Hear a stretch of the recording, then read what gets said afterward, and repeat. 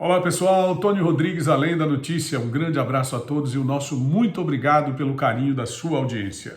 Hoje nós gostaríamos de falar aqui no canal sobre o pronunciamento do senador Moro acerca das ações que foram detectadas pela Polícia Federal e que a Polícia Federal, através da determinação do Ministério da Justiça, agiu prontamente no sentido de coibir o planejamento que estava sendo feito pelo PCC. Uma coisa terrível que foi descoberta foi a tentativa de assassinar várias autoridades da República Brasileira, dentre as quais o ex-juiz Sérgio Moro e também procurador do Ministério Público de São Paulo, que combate o crime organizado há vários anos.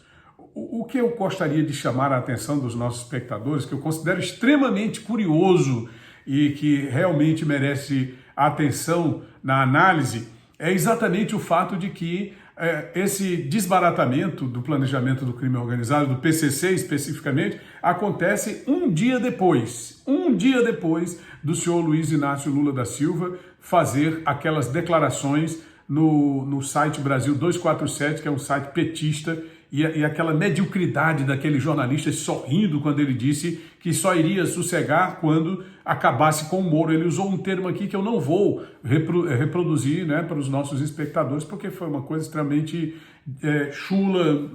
Não é de se imaginar isso na boca de um presidente da República. Eu imagino o presidente, se fosse o Jair Bolsonaro, se tivesse dito isso, se esses mesmos jornalistazinhos do Brasil 247 teriam rido tanto, ou se não teria havido uma verdadeira hecatombe na imprensa por causa da afirmação do Bolsonaro. Não apenas do que ele disse, né, do conteúdo do que ele disse, mas das palavras que ele usou. Coisa triste de se ver num presidente da República, lamentável de se ver num presidente da República. Mas aí, no dia seguinte em que o senhor Lula fez essas afirmações, a gente vê essa questão aí do PCC. Muita gente está falando sobre isso, quer dizer, parece até que é como se você está dando uma senha, você está dando um código. Será que é isso? Minha gente, por amor de Deus, que país é esse? Onde é que nós estamos vivendo? A senhora Gleisi Hoffmann, na Câmara Federal, ironizou o senador Moro. É outra questão também que eu acho que merece o repúdio da sociedade. Eu sequer ouvi exatamente a íntegra do que ela falou, porque quando as primeiras palavras já me foram suficientes, eu digo, não tem sentido. Eu não suporto absolutamente o descaso dessas pessoas com a verdade, o descaso dessas pessoas com a vida e com a reputação dos outros.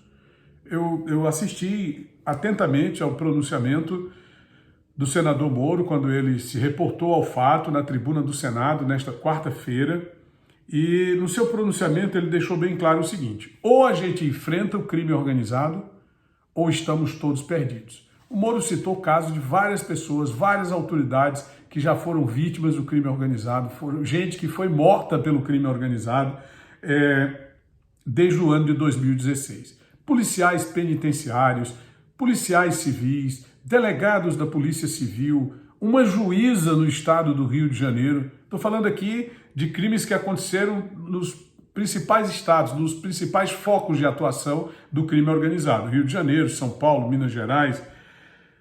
Uma juíza.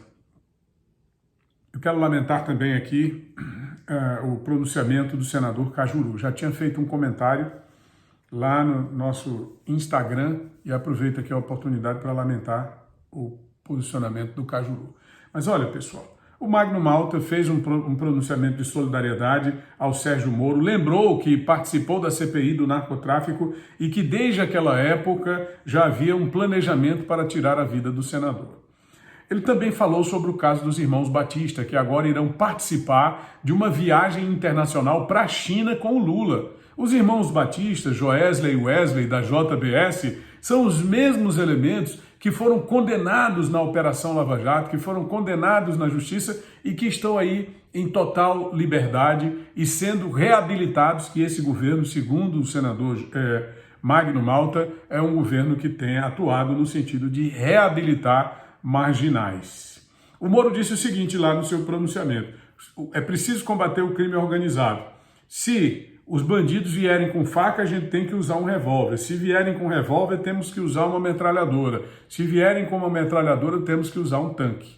Só que isso ele ressaltou bem que se trata de um sentido figurado. Ele está falando sobre a resposta que tem que ser cada vez mais enérgica, porque, inevitavelmente, os elementos da esquerda irão tripudiar, irão fazer memes, irão tentar ridicularizar a fala do Moro ou associar a uma tentativa de recrudescimento da violência e da criminalidade, como eles sempre fazem, né?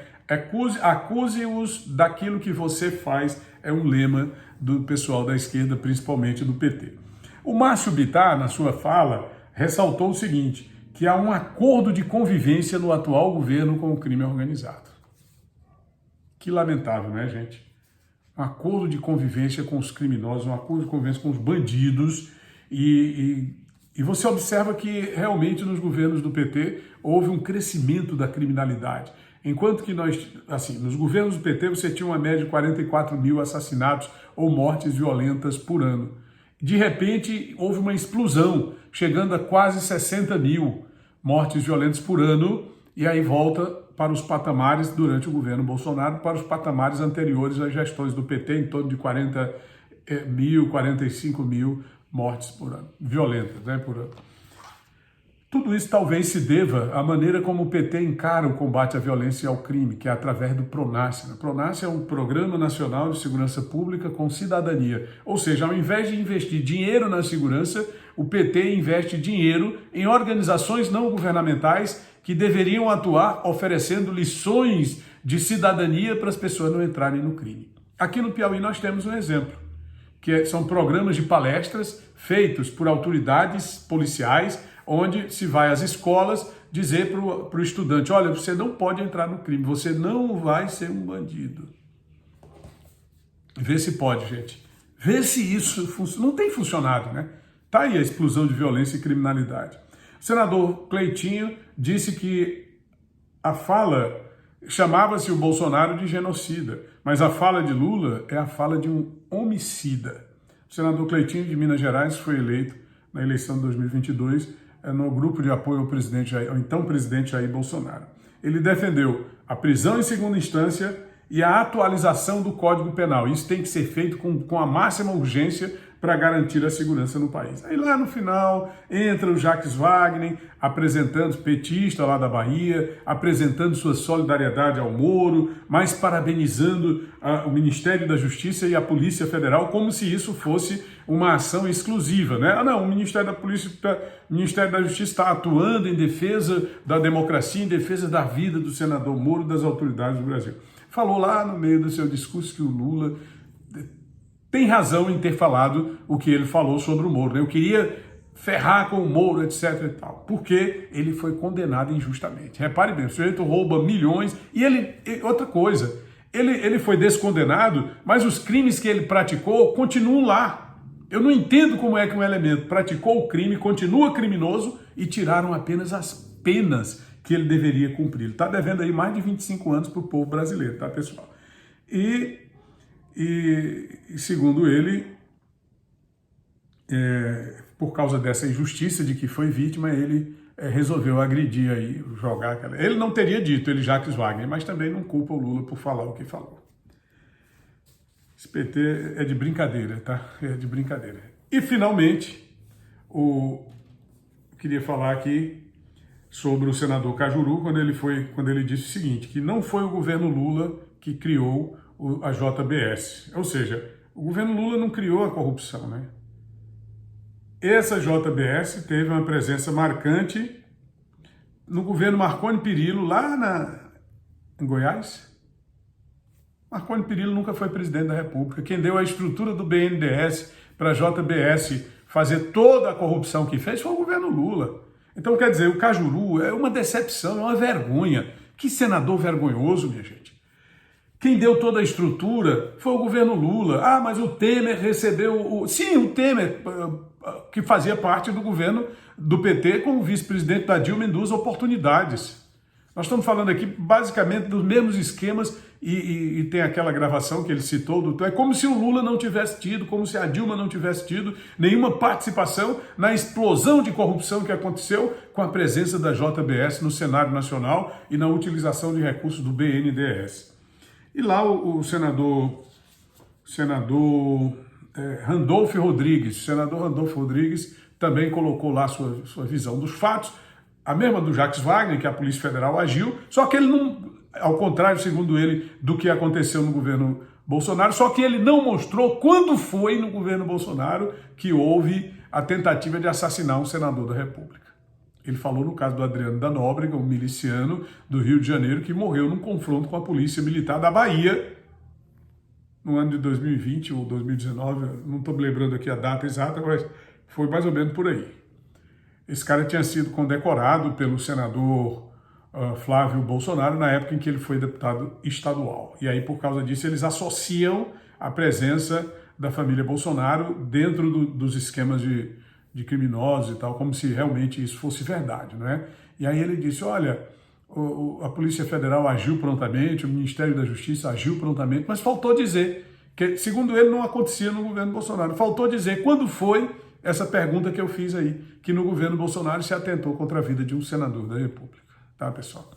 Então é isso, é lamentável esse senador Randolfo Rodrigues sempre, não é, sempre ironizando um fato lamentável, um fato dramático como esse. A gente viu as notícias, eles haviam alugado uma casa perto, um imóvel perto da casa do Moro, perto do apartamento do Moro, para monitorar os passos do magistrado, ex-magistrado e hoje senador. Eles iriam sequestrar o Moro, seus familiares, iriam torturá-lo e depois assassiná-los a todos, bem como aos promotores, procuradores lá do estado de São Paulo. Eles monitoravam até o posto de gasolina onde o senador abastecia os seus veículos, onde a deputada Rosângela Moro abastece os seus veículos. Eles chegaram a empregar 3 milhões de reais nas organizações, em todo esse planejamento, para assassinar essas autoridades. E muito provavelmente, de acordo com as informações que circulam nos bastidores de Brasília, o Moro seria assassinado numa transmissão ao vivo, exatamente como agem as organizações lá da... Eu não quero citar porque senão o YouTube vai desmonetizar aqui o nosso vídeo. Mas já fizeram isso com jornalistas, essas organizações, né? Bota a câmera, transmite pela internet e executa a pessoa ali ao vivo. Viu? Muito provavelmente, esses são os comentários, né? Lá das autoridades brasilienses, das autoridades nacionais que estão envolvidas nessas investigações. Se você gostou desse vídeo, deixe seu gostei, ficou um pouco comprido, mas eu precisava colocar isso aqui, tá, para vocês. Deixe seu gostei, se inscreve no canal e ative as notificações do sino. Tony Rodrigues, Além da Notícia.